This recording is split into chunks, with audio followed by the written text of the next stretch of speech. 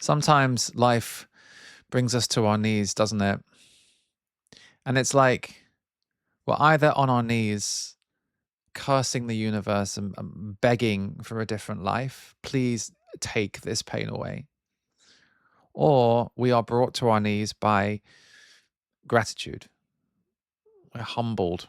We're so humbled that we can barely stand. We fall to our knees in surrender, in thanks, unable to even speak. So either way, we're on our knees, and there's like a very fine line between resistance and surrender. I want to share with you one of the most humbling, the most humbling experience of my life. I've been humbled many times in my life, but this was by far the most humbling. As some of you know, quite a few years ago now, I was really, really sick with Lyme disease. It took quite a long time to get diagnosed. So there was about a year where I had all these just crazy symptoms, and I went from doctor to healer, and no one could tell me what I had. I was misdiagnosed many times, dismissed, disbelieved, told a couple of times I was making the symptoms up, which I really wasn't. Told it was all in my head, which it wasn't. And some days, if I'm really, really honest, there were some days where it felt just utterly unbearable. And I say this now without shame. There were some days that it felt like I couldn't go on. With the terrible brain fog and the total the exhaustion and the tremors and the spasms and the just all kinds, the whole list of crazy symptoms. And I remember very clearly there was one day where it all just felt like it was too much. I was so utterly exhausted. No one can tell me what was happening to my body. There didn't seem to be any answers or any path forwards. And it just started to feel like it was too much, and I just felt like I wanted it to stop. I just felt like I wanted it to stop. I wanted the symptoms to go away. And it was so humbling because, I was a spiritual teacher. I mean, many people around the world saw me or still see me as a spiritual teacher. And I'd written books on self-acceptance. I'd written books on being in the present moment, falling in love with your experience. One of my books was called Falling in Love with Where You Are. The other one was called The Deepest Acceptance, The Way of Rest. You were never broken. But the truth was, there were days where I felt completely unable to live up to my own teaching. And I think I actually wrote about this on Facebook. I felt unable to accept my experience. I felt unable to allow it. I felt unable to be with it. It felt unbearable. If I'm really honest, there was just a part of me that I want this to go away.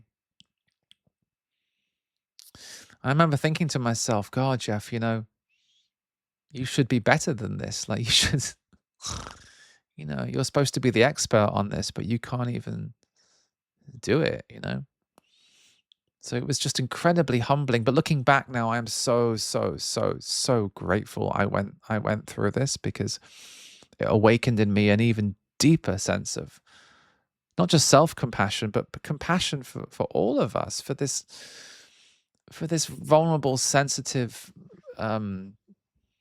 human experience that we're having. That sometimes life is just really, really difficult, and all of your cleverness, all of your answers, all of your philosophies, your religions, your spirituality, all of your practices, your methods fail. Like, nothing is working. You get to that point where nothing is working, and either that is the worst moment of your life, or it's the beginning of a new life. It's a portal to an even deeper sense of surrender. And I remember one day I just fell onto the grass. I went outside and I didn't just kneel. I fell head first onto the I was like flat, face down in the grass. And I remember just praying. And I'm not really the praying type, but I was so desperate. Just praying to whatever or whoever was listening, God, the universe, consciousness, all the gods, the cosmos itself, the vast intelligence that infuses all things, is all things. Please, I just want some relief. Please, just take this away, even 5%, 2%, please, just some improvement, please. And I did receive an answer. The answer didn't come in words, or it didn't come in a vision, it didn't come in sound, it didn't come in thought. The answer was deeper than that. The answer came in a sense of being held by something ancient and nameless, wordless, unspeakable, unnameable, vast. Something ancient and vast was holding me, supporting me. Even in those moments where I couldn't hold myself, even in those moments where I felt unable to go on, something vast and ancient was holding me and willing me to go on, giving me the strength to go on, even when I couldn't generate that strength from within myself. I was being held. And I think that's what helped me get through those days, get through those moments. Sometimes it wasn't even day by day. It was can I get through the next hour? Can I get through this next hour? Can I get through 10 minutes? Can I get through the next moment? And it wasn't, the strength didn't come from anything that I was doing. It came from something way beyond me. Again, call it God, call it consciousness, call it my deepest self, call it the infinite. The words don't really matter because the words come later. And so that feeling has never left me, that sense of being held. And I know that we are all held in this way. This is really what I wanted to communicate with you. Like, whatever you're going through, even if you're at one of these crisis points, even if you're experiencing those moments where you feel like it's too much, overwhelmed, I can't go on, I don't have the capacity, I don't have the strength, faced with really challenging symptoms that don't seem to be improving, they don't seem to be going away, waiting to get the right help, waiting to get the right diagnosis. Even in those moments where you feel unable to hold yourself, something bigger is holding you. And to me, this is what true meditation really is. True meditation is not really a practice. It's not really got much to do with like trying to get ourselves into altered states. True meditation for me means remembering that something vast is holding us,